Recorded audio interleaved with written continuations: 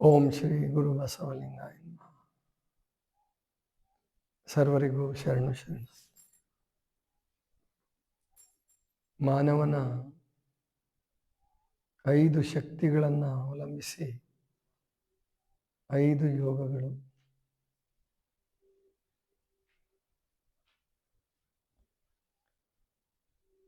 ಕರ್ಮಯೋಗ, ಹಠಯೋಗ, ಧ್ಯಾನ ಯೋಗ, ಜ್ಞಾನ ಯೋಗ ಮತ್ತು ಭಕ್ತಿ ಯೋಗ. ಕರ್ಮಯೋಗ ಅನ್ನುವಂತಹದ್ದನ್ನ ಹೇಳ್ತಿದ್ರೆ ಹೊರತು ಅದೊಂದು ಯೋಗ ಅಂತ ಹೇಳಿ ಬಹಳ ಜನ ಭಾವಿಸ್ದಂಗೆ ಕಾಣೋದಿಲ್ಲ. ಅಂದ್ರೆ ಎಲ್ಲ ಕ್ರಿಯೆಗಳಿಗೂ ಕರ್ಮ ಅಂತ ಹೇಳ್ಬಿಟ್ಟಿದ್ರು. ಹಠಯೋಗವನ್ನ ಯೋಗದಲ್ಲಿ ಸೇರಿಸ್ಕೊಂಡಿದ್ರು. ಆದರೆ ಶರಣರು ಬರುವವರಿಗೆ ಕೃಷಿ ಕಾಯಕ, ಶ್ರಮ ಪೂರಿತವಾದಂತಹ ಬೇರೆ ಬೇರೆ ಕಾಯಕಗಳನ್ನು ಯೋಗ ಅಂತ ತಗೊಂಡಿರಲಿಲ್ಲ. ಇದೇ ಭಾರತ ದೇಶದ ದೌರ್ಭಾಗ್ಯ. ಕರ್ಮ ಮಾಡು, ಯಾವುದೇ ಕರ್ಮ ಇರಲಿ ಅದು ಕರ್ಮಯೋಗ ಅಂತ ಹೇಳಿ ಶೂದ್ರರು ಅಥವಾ ಅಂತ್ಯಜರು ಅನ್ನಿಸ್ಕೊಂಡಂತಹವರ ಕಾಯಕಗಳನ್ನು, ಕೆಲಸಗಳನ್ನು ದೇವರನ್ನು ಒಲಿಸುವ ಸಾಧನ ಅಂತ ಹೇಳಿ ಪರಿಗಣಿಸ್ದಂಗೆ ಕಾಣಿಸೋದಿಲ್ಲ, ಪರಿಗಣಿಸಿರಲಿಲ್ಲ. ಶರಣರ ಕಾಲಕ್ಕೆ ಕರ್ಮಯೋಗವನ್ನು ಕಾಯಕ ಯೋಗ ಅಂತ ಮಾಡಿದರು.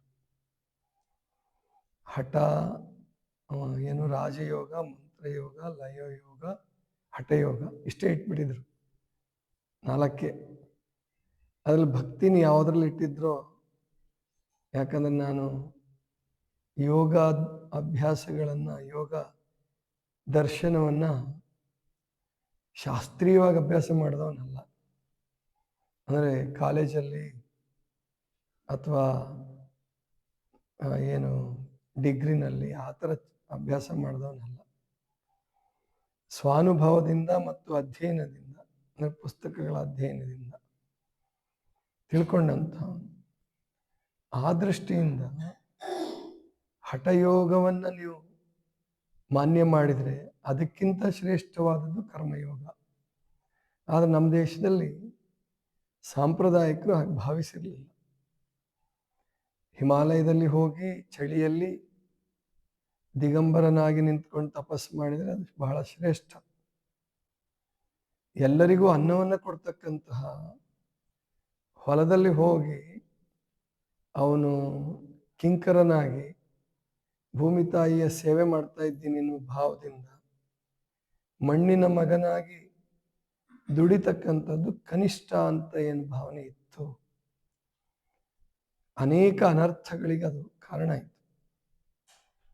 ಅವತ್ತೇ ರೈತನಿಗೆ ಅನ್ನದಾತ ಅಂತ ಅಂದಿದ್ರೆ ಪ್ರಾಯಶಃ ಪ್ರಪಂಚದಲ್ಲಿ ಇಷ್ಟೊಂದು ಅನಾಹುತಗಳು, ಅನ್ಯಾಯಗಳು, ಅನಾರೋಗ್ಯಗಳು ಉಂಟಾಗ್ತಿರ್ಲಿಲ್ಲ ಅಂತ ಕಾಣಿಸುತ್ತೆ.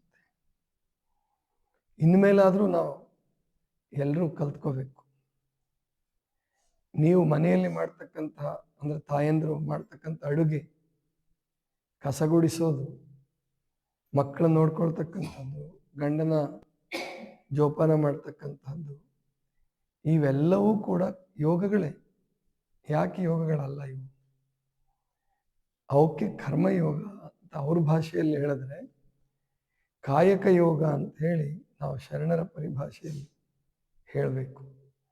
ನೀರು ತುಂಬಿಸುವುದು ಒಂದು ಕಾಯಕ. 12ನೇ ಶತಮಾನದಲ್ಲಿ ಅಗ್ಗವಣಿ ಹಂಪಯ್ಯ, ಅಗ್ಗವಣಿ ಹೊನ್ನಯ್ಯ ಅಂತ ಬರ್ತಾರೆ. ನೀರು ತುಂಬಿಸೋದು ಕೂಡ ಅದೊಂದು ಕಾಯಕ ಅಂತ ಹೇಳಿ ಪರಿಗಣಿತವಾಯಿತು. ಬೆಳಿಗ್ಗೆ ಎಬ್ಬಿಸೋದು, ಎಲ್ಲರಿಗೂ ಜಾಗಟೆ ಬಡಿದು ಎಲ್ಲರ ಮನೆಗಳಿಗೆ ಹೋಗಿ ಎದ್ದಳ್ರಪ್ಪ ಸಮಯ ಆಯಿತು ಅಂತ ಹೇಳಿ ಎಬ್ಬಿಸೋದು ಕೂಡ ಒಂದು ಕಾಯಕ ಆಯ್ತು. ಪೂಜೆ ಮಾಡ್ಕೊಳ್ಳಿ ಅಂತ ಹೇಳಿ ಹೇಳ್ತಕ್ಕಂಥ ಜಂಗಮ ಎಚ್ಚರಿಕೆ ಕಾಯಕದವನಾದವನು. ಅಂದ್ರೆ ಕಾಯಕವನ್ನು ಯೋಗವನ್ನಾಗಿ ಪರಿವರ್ತಿಸಿದವರು ಬಸವಣ್ಣನವರು. ಮೊದಲು ಅವರನ್ನ ಶೂದ್ರರು ಅಂತ ಹೇಳಿ ಕೀಳು ಮಾಡ್ತಿದ್ರು. ಮುಂದೆ ಈಗ ಸ್ಪಷ್ಟೀಕರಣ ಕೊಡ್ತಾರೆ. ಬನ್ನಂಜೆ ಗೋವಿಂದಾಚಾರ್ಯರು ಅವರಿವರು ಶೂದ್ರ ಅನ್ನೋದಕ್ಕೆ ಅರ್ಥವನ್ನು ವಿಶಾಲ ಮಾಡಿ ಹೇಳಿದ್ರು. ಅದಲ್ಲ ಮುಖ್ಯ. ಒಂದು ವೇಳೆ ಆ ಶೂದ್ರರ ರೀತಿಯಲ್ಲಿ ಕಾಣದೆ ಹೋಗಿದ್ರೆ ಭಾರತಕ್ಕೆ ಈ ದುರ್ಗತಿ ಬರ್ತಿರ್ಲಿಲ್ಲ, ಪರಕೀಯರ ದಾಳಿ ಆಗ್ತಿರ್ಲಿಲ್ಲ. ರಾಜರುಗಳು ಕೇವಲ ಯುದ್ಧಗಳಲ್ಲಿ ಸುಖಭೋಗಗಳಲ್ಲಿ ಮುಳುಗಿ ಹೆಚ್ಚು ಜನ ಕೆಲವರು ರಾಜಯೋಗಿಗಳಾದರು, ರಾಜ ಋಷಿಗಳಾಗಿ ಆಳದಂತಹವರು ನಮ್ಮ ದೇಶದಲ್ಲಿ ಇದ್ರು. ಅದಕ್ಕೆ ಸಮೃದ್ಧತೆಯನ್ನ ಸುವರ್ಣ ಯುಗವನ್ನು ಕಾಣ್ತು ದೇಶ. ಆದರೆ ಅಂತರಾತ್ಮ, ಭಾರತದ ಅಂತರಾತ್ಮ ಬಹಿರಂಗವಾಗಿ ಸ್ವರ್ಗದ ಹಕ್ಕಿ ಎನ್ನಿಸ್ಕೊಂಡಂತ, ಚಿನ್ನದ ಹಕ್ಕಿ ಎನ್ನಿಸ್ಕೊಂಡಂತ ದೇಶ. ಆದರೆ ಅಂತರಂಗದಲ್ಲಿ ಇದು ಬೇಗುದಿಯನ್ನು ಅನುಭವಿಸ್ತಾ ಇದೆ. ಸ್ತ್ರೀಯರನ್ನ ಮತ್ತು ಯಾರು ನಮಗಾಗಿ ದುಡಿತಾರೋ ಅವರನ್ನ ಕೀಳಾಗಿ ಕಾಣತಕ್ಕಂಥದ್ದು ಇತ್ತು. ಅದರಿಂದನೇ ಪ್ರಾಯಶಃ ಈ ದುರ್ಗತಿ ಉಂಟಾಯಿತು. ಬ್ರಿಟಿಷರು ಬರೋ ಹಾಗೆ, ಮುಸಲ್ಮಾನರು ಬರೋ ಹಾಗೆ ಆಯಿತು ಅಂತ ಕಾಣಿಸುತ್ತೆ. ಒಂದು ವೇಳೆ ಜಾತಿ ಪದ್ಧತಿ ಅದು ಮೈಲಿಗೆಯನ್ನ ಹೊಂದದೆ ಹೋಗಿದ್ರೆ ಬ್ರಿಟಿಷರನ್ನ ಎದುರಿಸೋದು, ಮುಸಲ್ಮಾನರನ್ನ ಎದುರಿಸೋದು ನಮ್ಮವ್ರಿಗೆ ದೊಡ್ಡ ಕಷ್ಟದ ಕೆಲಸ ಆಗಿರಲಿಲ್ಲ. ತುಂಬ ಗಟ್ಟಿಗರು, ಸಾಹಸಿಗಳು. ಅಂತಹದ್ರಲ್ಲಿ ಜಾತಿ ಪದ್ಧತಿ ಇದ್ದಿದ್ರಿಂದ ಮತ್ತು ಇವುಗಳನ್ನ ಯೋಗ ಅಂತ ಪರಿಗಣಿಸದೇ ಇದ್ದಿದ್ರಿಂದ, ಅವರ ಕಾಯಕವನ್ನು ಕೂಡ ಯೋಗ ಅಂತ ಪರಿಗಣಿಸದೇ ಇದ್ದಿದ್ರಿಂದ ಅನ್ಯಾಯ ಆಯಿತು. ಆದರೆ 12ನೇ ಶತಮಾನದಲ್ಲಿ ಈ ಕಾಯಕವನ್ನು ಯೋಗ ಅಂತ ಪರಿಗಣಿಸಿ ಎಲ್ಲ ಜನಾಂಗದವರು ಪರಮಾತ್ಮನನ್ನ ಕಾಣಬಹುದು, ಯೋಗಿಗಳಾಗಬಹುದು ಅಂದಿದ್ದಕ್ಕೆ ವಚನ ಸಾಹಿತ್ಯ ಉಳಿತು. ಇಲ್ಲದೆ ಹೋಗಿದ್ರೆ ಈ ಕ್ರಾಂತಿ ಸಂಪೂರ್ಣವಾಗಿ ಮಣ್ಣುಗೂಡಿ ಹೋಗ್ಬಿಡ್ಬೇಕಾಗಿತ್ತು. ಅಷ್ಟು ದೊಡ್ಡ ದಾಳಿ. ರಾಜಶಾಹಿ ಮತ್ತು ಪುರೋಹಿತಶಾಹಿ, ಪ್ರಭುತ್ವ ಮತ್ತು ಪೂಜಾರಿಗಳು ಅಂದರೆ ಈ ಜಾತಿ ಪದ್ಧತಿಯನ್ನು ಅಳಿಸಬಾರ್ದು ಅಂತಕ್ಕಂಥವರು ಇದರ ಮೇಲೆ ಬಹಳ ದೊಡ್ಡ ದಾಳಿಯನ್ನು ಮಾಡಿದರು. ಕಲ್ಯಾಣ ಕ್ರಾಂತಿಯ ಸಂದರ್ಭದಲ್ಲಿ ಹರಳಯ್ಯ ಮಧ್ವರಸನ ಬೀಗತನದ ಪ್ರಸಂಗದಲ್ಲಿ ಎರಡೂ ಒಂದಾದವು. ಅವಾಗ ಎರಡೂ ಒಂದಾಗಕ್ಕೆ ಬಿಟ್ಟಿರಲಿಲ್ಲ ಬಸವಣ್ಣವರು, ಅಥವಾ ಬಸವಣ್ಣವರ ವರ್ಚಸ್ಸಿನ ಮುಂದೆ ಮತ್ತು ಕಲ್ಯಾಣಕ್ಕೆ ಬಂದಂಥ ಅಗಾಧ ಸಂಖ್ಯೆಯ ಸಾಧಕರ ಮುಂದೆ ಅವೆರಡರ ಶಕ್ತಿ ಕುಂದಿತ್ತು. ಬಸವಣ್ಣನವರ ದೈವಿ ಶಕ್ತಿಯ ಮುಂದೆ ಬಿಜ್ಜಳನ ಪ್ರಭು ಶಕ್ತಿ ಮಂಕಾಗಿತ್ತು. ಆದ್ದರಿಂದ ಅವನಿಗೆ ನೇರವಾಗಿ ಬಹಿರಂಗವಾಗಿ ಇದನ್ನು ವಿರೋಧಿಸೋದಾಗಲಿ, ಇದ್ರ ಮೇಲೆ ದಾಳಿ ಮಾಡಿಸೋದಾಗಲಿ ಆಗಲಿಲ್ಲ. ಮತ್ತು ಅವನ ಮನಸ್ಸು ಕೂಡ ಸಂಪೂರ್ಣವಾಗಿ ಅಲ್ದಿದ್ರು ಶರಣರ ಕ್ರಾಂತಿಯನ್ನು, ಶರಣರ ಧರ್ಮ ಸೇವೆ, ಧರ್ಮ ಭಾವವನ್ನು, ಸಾಮಾಜಿಕ ಸೇವೆಯನ್ನು ಒಪ್ಕೊಂಡಿತ್ತು. ಒಪ್ಪಿಕೊಳ್ಳಲಾರದೆ 36 ವರ್ಷಗಳ ಕಾಲ ಒಟ್ಟಿಗಿರಕ್ಕೆ ಸಾಧ್ಯವಿಲ್ಲ. ಆದರೆ ಸಂಪೂರ್ಣವಾಗಿ ಒಪ್ಕೊಂಡಿರಲಿಲ್ಲ. ಸಂಪೂರ್ಣವಾಗಿ ಒಪ್ಕೊಂಡಿದ್ರೆ ಬಿಜ್ಜಳನು ಕೂಡ ಜನಕರಾಜಂತರ ಅನುಭವ ಮಂಟಪದ ಒಳಗಡೆ ಬರ್ತಿದ್ದ. ಬರಲಿಲ್ಲ. ಅನುಭವ ಮಂಟಪವನ್ನು ಹೊರಗೆ ಇಟ್ಟು ತಾನು ಅರಮನೆಯಲ್ಲೇ ಇದ್ಕೊಂಡು ನೋಡಿದ್ನೇ ಹೊರತು ಅಲ್ಲಿ ಬಂದು ಭಾಗವಹಿಸಿ ಇದು ಐತಿಹಾಸಿಕವಾದದ್ದು, ಭೂಮಂಡಲವನ್ನು ಉದ್ಧರಿಸುವ ಶಕ್ತಿ ಇದಕ್ಕಿದೆ ಅಂತ ಬಿಜ್ಜಳನಿಗೆ ಅನಿಸಿದ್ರೆ ಆ ಕ್ರಾಂತಿ ಇನ್ನೂ ವಿಶೇಷವಾಗಿ ಆಗ್ತಾ ಇತ್ತು. ಅದಾಗಲಿಲ್ಲ. ಅಂಥದ್ರಲ್ಲಿ ಅಡ್ಡಿಪಡಿಸೋದಕ್ಕೆ ಇದ್ರೂ ಕೂಡ ಬೇರೆ ಬೇರೆ ರೂಪದಲ್ಲಿ ಅಡ್ಡಿಪಡಿಸೋಕೆ ಪ್ರಯತ್ನ ಪಟ್ಟರು ಅವನ ತಂಡದವರು. ಆದರೆ ಬಸವಣ್ಣನವರ ವರ್ಚಸ್ಸಿನ ಮುಂದೆ ಅದು ಸಾಧ್ಯ ಆಗಲಿಲ್ಲ. ಅದಕ್ಕೆ ಒಟ್ಟು ಹೇಳುವ ತಾತ್ಪರ್ಯ ಇಷ್ಟೇ: ಕಾಯಕವನ್ನ ಯೋಗವನ್ನಾಗಿ, ಕಾಯಕ ಜೀವಿಗಳನ್ನ ಯೋಗಿಗಳನ್ನಾಗಿ ಭಾವಿಸುವಂತಹದ್ದು ಬಸವಣ್ಣನವ್ರು ಬರೋವರೆಗೂ ಈ ದೇಶದಲ್ಲಿ ಸಾಧ್ಯ ಆಗಿರಲಿಲ್ಲ. ಅದಕ್ಕೆ ಕಾಯಕ ಜೀವಿಗಳನ್ನ ಯೋಗಿಗಳನ್ನಾಗಿ ಮಾಡುವ ಬಸವಣ್ಣವರು ಒಂದು ವಚನ ಹೇಳ್ತಾರೆ, ಅವರನ್ನ ದೇವರನ್ನಾಗಿ ಮಾಡಿಬಿಡ್ತಾರೆ. ಬರೀ ಯೋಗಿಗಳನ್ನಾಗಿ ಅಲ್ಲ, ದೇವರನ್ನಾಗಿ ಕಂಡುಬಿಡ್ತಾರೆ.